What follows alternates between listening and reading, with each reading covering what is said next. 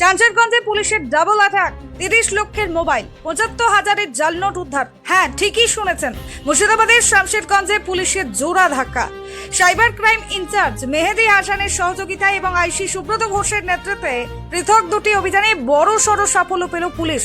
প্রথম অভিযানে উদ্ধার হয়েছে প্রায় 30 লক্ষ টাকার অবৈধ মোবাইল ফোন। দ্বিতীয় অভিযানে মিলেছে 75,000 টাকার জাল নোট। পুলিশ সূত্রে জানা গিয়েছে, বেশ কিছুদিন ধরেই এই চক্রের উপর গোপন নজরদারি চালানো হচ্ছিল। অবশেষে নির্ভুল তথ্যের ভিত্তিতে হানা দিয়ে ভেঙে দেওয়া হয় এই চক্রের কার্যকলাপ। এই ঘটনায় গ্রেপ্তার করা হয়েছে 2 জনকে। ধৃতদের জিজ্ঞাসাবাদ করে আরো বড় নেটওয়ার্কের সন্ধান পাওয়ার চেষ্টা চলছে। এই অভিযানের পর এলাকায় ব্যাপক চাঞ্চল্য ছড়িয়েছে। পুলিশের এই পদক্ষেপে অবৈধ কারবারিদের কাছে স্পষ্ট বার্তা, আইন ভাঙলে রেহাই নেই। শামশেরগঞ্জে পুলিশের এই ডাবল অ্যাকশন এখন জেলা জুড়ে আলোচনার কেন্দ্রবিন্দু। মানে আমাদের কাছে গতকাল বিকালে দুটো ইনফরমেশন আছে আমাদের থানা যে বড়বাবুর কাছে।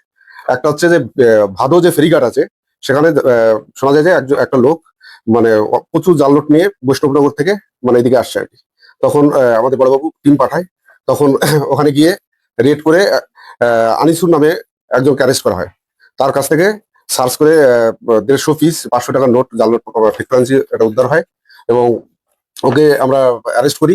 ওদেরকে মানে ওকে আজকে 5 দিনের রিমান্ড সহ কোর্টে ফরওয়ার্ড করাবে এবং ওকে জেরা করে জানা যাবে। আরো আমরা জানার চেষ্টা করবো যে এর সঙ্গে মানে সোর্স কোথায় এবং কাকে ডেলিভারি করছে এবং এদের সঙ্গে কারা কারা জড়িত তাদেরকে আমরা এখানে অ্যারেস্ট করার চেষ্টা করবো। আর একটা ইনফরমেশন ছিল, সেটা হচ্ছে একজনের বাড়ি, এটা হচ্ছে গোবিন্দপুরের শামশেরগঞ্জে একজনের বাড়ি, মোবারক হোসেন বলে একজনের বাড়িতে একটা লোক মানে ওখানে রয়েছে। তার কাছে প্রচুর মোবাইল রয়েছে আর কি, চুরি মোবাইল। তখন ওকে সেই বাড়িতে রেড করে ওকে অ্যারেস্ট করা হয়। অ্যারেস্ট করার পর ওর কাছ থেকে 95টা মোবাইল, বিভিন্ন দামের মোবাইল আছে, মানে আইফোনও রয়েছে এর মধ্যে, এটা রিকভারি করা হয়। এর আনুমানিক মূল্য প্রায় 30 লাখ টাকা হবে, আমরা যেটা মানে হিসাব করে পাচ্ছি। এবং একেও 5 দিনের রিমান্ড সহ পাঠানো হবে। এবং মানে এর কাছ থেকে আমরা যেটুকু জেরা করে জানতে পেরেছি, এই মোবাইলগুলো বিশেষ করে বাংলাদেশে পাচার করে এবং এখানে অনেক বেশি দামে বিক্রি করে। এবং এর সঙ্গে আর কেউ যদি জড়িত থাকে ওকে মানে রিমান্ডে নিয়ে আরো জিজ্ঞাসাবাদ করে সেগুলো আমরা বের করবো এবং তারা যারা সঙ্গে জড়িত তাদেরকে অ্যারেস্ট করবো। ভোটের আগে দেখুন, আমাদের মানে সারা বছর ধরেই বিভিন্ন জায়গায় নাকা চলে।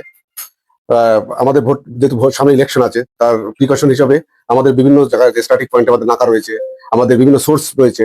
আমরা চেষ্টা করি এই সময় মানে যে সমস্ত মানে এই সমস্ত দুষ্কর্মের সঙ্গে জড়িত তাদেরকে অ্যারেস্ট করি, যাতে এলাকা শান্ত থাকে, সেই চেষ্টা করি।